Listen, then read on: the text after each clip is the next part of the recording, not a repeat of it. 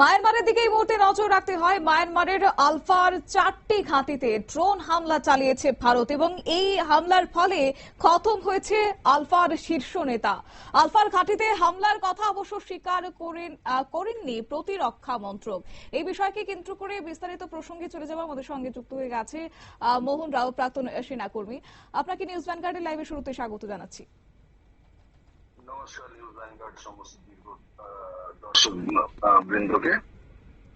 মায়ানমারের এই যে 4টি ঘাঁটিতে আজকে ভারতের ড্রোন হামলা, সেই বিষয়টা আপনি কিভাবে দেখছেন?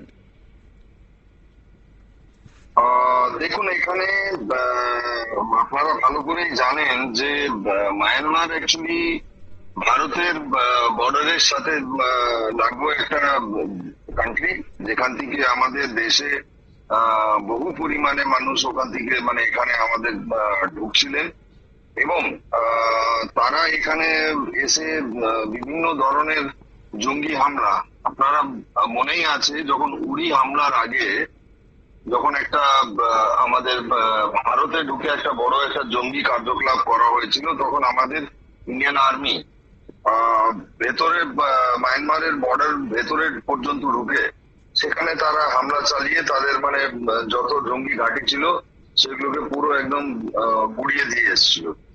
কিন্তু এই যে ইদানি যেটা চলছিল সেটা ভারতের পক্ষে একটা ভয়ঙ্কর দিক থেকে যাচ্ছিল এবং সেটা এখন এই মুহূর্তে ইন্ডিয়ান আর্মি ক্লেম করছে না যে আমরা এই জিনিসটা করেছি, কিন্তু যেটা দেখা গেল যে একটা খুব ডিসাইসিভ একটা অ্যাটাক ড্রোনের মাধ্যমে, প্রায় 100টা ড্রোন হামলা ওখানে হয়েছে এবং এই ড্রোনের মাধ্যমে অনেকে ওখানে ক্ষতিগ্রস্ত হয়েছে। ঠিক আছে, তো যেখানে দেখা যাচ্ছে যে উলফার যে কমান্ডার গুলো ছিল সেই কমান্ডারের মধ্যে একজন brigadier Ganesh Assam and colonel প্রদীপ আসম, এদেরকে হামলা চালিয়ে তাদেরকে মেরে ফেলা হয়েছে। তার ভারতের শত্রু আজকে যে কোনো দেশে বা যে কোনো মাটিতে নিজেকে সেফ মনে করতে পারবে না। তার কারণ হচ্ছে যখন সেন্ট্রাল গভর্নমেন্ট একটা ডিসাইসিভ পদক্ষেপ নেওয়ার ক্ষমতা যদি দেখায় না, তখন সেই জায়গাতে কোনো প্রতিবেশী দেশ এইরকম সাহায্য করতে পারে না। আর আমরা আমাদের দেশের বিরুদ্ধে যদি কোথাও কোনো ক্রিয়াকলাপ কার্যকলাপ যদি চলছে সেগুলোকে আমরা একদম প্রিসাইজ অ্যাটাক করে সেগুলোকে আমরা নেস্তনাবুদ করে দেখাতে পারি। সেটা আমরা এই অপারেশন সিন্দুরেও দেখিয়েছি এবং এখনো দেখাতে পারছি। সুতরাং আমরা বলতে পারি যে এই যে পদক্ষেপটা হয়েছে এটা খুব দরকারি পদক্ষেপ ছিল। কেন কি মায়ানমারে খুব বেশি ভাবে ভারত বিরোধী কার্যকলাপ গুলো এখন মাথা তুলেছিল।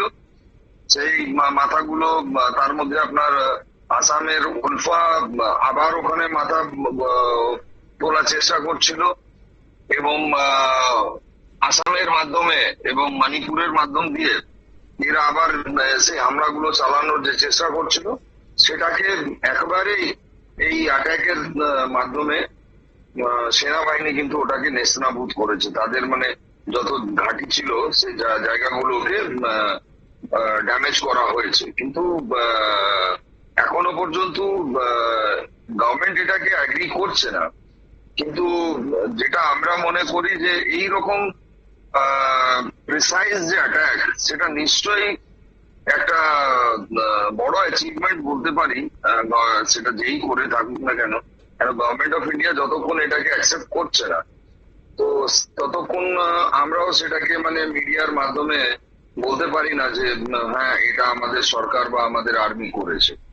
কিন্তু এটাই বলতে পারি যে উইদাউট কোনো গভর্নমেন্ট সাপোর্ট বা উইদাউট গভর্নমেন্টের কনসেন্ট এই ধরনের অ্যাটাক হওয়া কিন্তু অসম্ভব। বাইরের কোন দেশ থেকে এরকম জঙ্গি হামলা, জঙ্গিদের বিরুদ্ধে এরকম কিন্তু কিছু হয় না। তবে এই যে এই হামলার ফলে যে খবর আমরা সূত্রে পেয়েছি যে আলফার শীর্ষ নেতা খতম হয়েছেন, এতে করে আগামী দিনে কি আলফার সংগঠনের নিষ্ক্রিয়তা লক্ষ্য করা যাবে কিংবা সংগঠন কি আদৌ দুর্বল হবে? দেখুন, অ্যাকচুয়ালি হয় কি, যখন আমরা এই ধরনের একটা কোন কোন জঙ্গি সংগঠনকে একটা দেশ যেটা প্রত্যক্ষভাবে ওখানে আলফার যে মানে ইনসার্জেন্টস গুলো তাদেরকে ওখানে মাথা গুজিয়ে থাকার ব্যবস্থা এবং তাদেরকে সমস্ত রকমের সহযোগিতা যখন পার্শ্ববর্তী দেশগুলো দেয়, সেই জায়গা কিন্তু আমাদের দেশের পক্ষে কিন্তু খুব ডিফিকাল্ট হয়ে যায়। কেন কি আমরা যখন দেখি যে আমাদের পার্শ্ববর্তী দেশে এই জিনিসগুলো হচ্ছে, তাহলে আমাদেরকে সেইগুলো তো প্রোঅ্যাক্টিভ পদক্ষেপ নিয়ে, যেমন ইসরায়েল কি করে, ইসরায়েল অপেক্ষা করে না যে তার উপরে হামলা কবে হবে। ইসরায়েল তার ইন্টেলিজেন্স মাধ্যমে সে দেখে নেয় যে আমাদের দেশের উপরে হামলা হতে চলেছে। যখন ইনটিউশনটা তারা পায়, যখনই সে ছোট্ট একটা বার্তাটা পায়, তখনই কিন্তু ইসরায়েল অ্যাটাক করে সেই জায়গাটাকে শেষ করে দেয়। তো আমি এটা খুব মানে যদি ডিফেন্স এখনো ক্লেম করছে না দ্যাট আমরা এটা করেছি বলে বা ইন্ডিয়ান আর্মি এটাকে করেছে বলে, কিন্তু যেই করেছে এটার মধ্যে কিন্তু বড় একটা হাত আছে। যেমন না হলে কিন্তু এইরকম হামলা একদম প্রিসাইজ হামলা করে ওখানকার যে উলফার যে মাথাগুলো সেগুলোকে কিন্তু শেষ করা যেত না।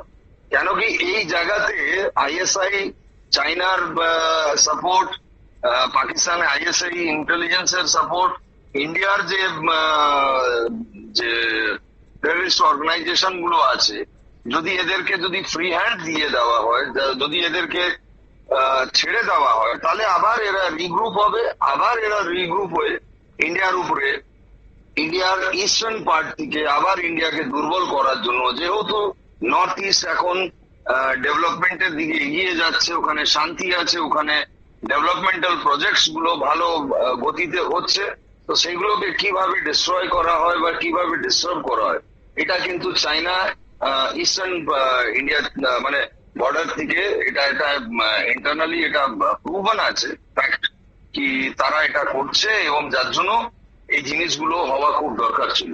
আর যেটাই হয়েছে এটা স্বাগতযোগ্য পদক্ষেপ, যেই করেছে সেটাকে আমরা স্যালুট জানাই।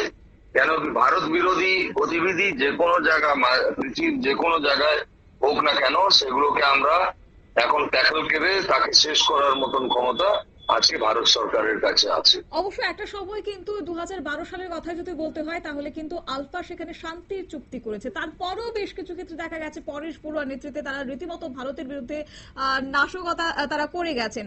তার পেছনে কি কোথাও গিয়ে পরোক্ষ বা প্রত্যক্ষভাবে চীনের মদত রয়েছে? দেখো, এটা তো পরিষ্কার কথা যে ইন্ডিয়াকে কোনো না কোনো ভাবে আটকানোর জন্য বা ইন্ডিয়াকে কোনো না কোনো ভাবে ডেভেলপড নেশনের দিকে যেতে চাইনা চেষ্টা করছে এবং কন্টিনিউয়াসলি করে যাচ্ছে আটকানোর জন্য। কেন কি আজকে সাউথ এশিয়ায় যদি আজকে কোনো দেশ যদি ডেভেলপ হচ্ছে তীব্র গতিতে, তার ম্যানুফ্যাকচারিং বলুন, তার ডিফেন্স বলুন, তার ফরেন রিজার্ভ বলুন বা যাই হোক না কেন, এই সমস্ত কিছু কিন্তু আজকে ডেটে আমরা দেখতে পাচ্ছি যে ভারত কিন্তু শক্তিশালী হয়েছে। আর ভারত শক্তিশালী হওয়াতে চায়না তো কষ্ট হচ্ছেই। আমরা দেখেছি অপারেশন সিন্দুরে চায়না পাকিস্তানকে অস্ত্র শস্ত্র দিয়ে ইন্ডিয়ার সাথে লড়ার জন্য তৈরি করেছিল, কিন্তু ইন্ডিয়ার ডমিনেন্স, এয়ার ডমিনেন্স বা মিলিটারি ডমিনেন্স, সেটা আমরা পাকিস্তানকে 4 দিনের মধ্যেই বুঝিয়ে দিয়েছি যে আমরা পারলে যে কোনো সময় পাকিস্তানকে দখল করতে পারি।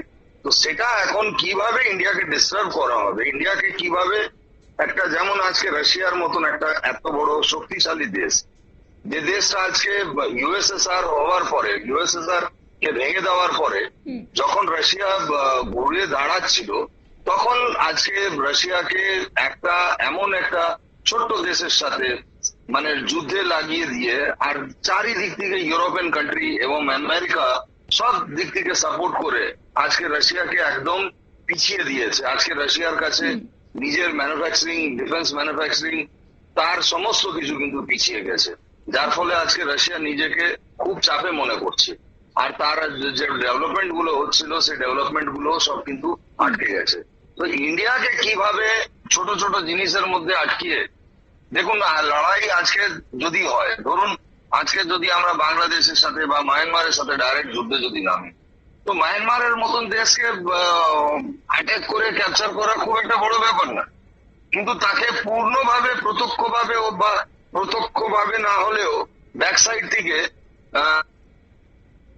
পুরো সাপোর্ট দেবে, তার আর্মি জুনটাকে পুরো সাপোর্ট দেবে এবং ইন্ডিয়াকে সেখানে এঙ্গেজ করে রাখবে। তো এটা ইন্ডিয়া চাইবে না, তাই ওখান থেকে যে মাথাগুলো উঠছে সে মাথাগুলোকে সমূল ওখান থেকে শেষ করে দেওয়া, যাতে আগামী দিন আবার নতুন করে মাথা যাতে না গজাতে পারে। এর জন্যই যদি এটা হয়েছে আমরা এটাকে স্বাগত জানাই, এটা খুব দরকারি ছিল। কেন মায়ানমার থেকে অং সু কি যে যখন থেকে অপদস্থ হয়েছে সেই থেকে আজকে কিন্তু মায়ানমারের অবস্থা খুবই দুর্ভাগ্যজনক এবং খুবই শোচনীয়। কেন মায়ানমার একটা এমন দেশ যেটা আজকে হেভি যে মেটাল গুলো আছে, হেভি আর্থ মেটাল, যার জন্য আজকে সারা বিশ্ব লড়াই লড়ছে, সেই হেভি আর্থ মেটালস আজকে মায়ানমারের কাছে প্রচুর মাত্রায় আছে। আর সেটা পুরো মানে মাইনিং করছে ওখানকার চাইনিজ কোম্পানিগুলো। তো চাইনা তো আগ্রাসনের মানে মধ্যে বিলিভ করে, তারা এটাই করছে যে কিভাবে ভারতকে আটকানো যাবে।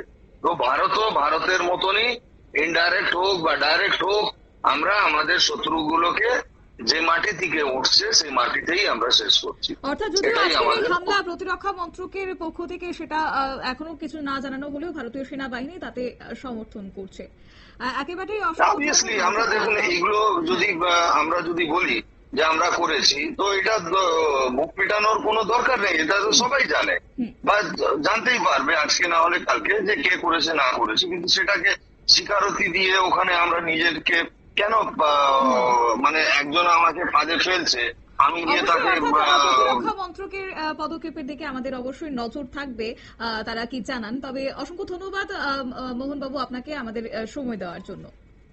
ধন্যবাদ, নমস্কার। আপনারা শুনলেন, অর্থাৎ মায়ানমারের আলফার 4টি ঘাঁটিতে ড্রোন হামলা চালিয়েছে ভারত, এমনটাই কিন্তু দাবি করেছে ওই জঙ্গি সংগঠন আলফা।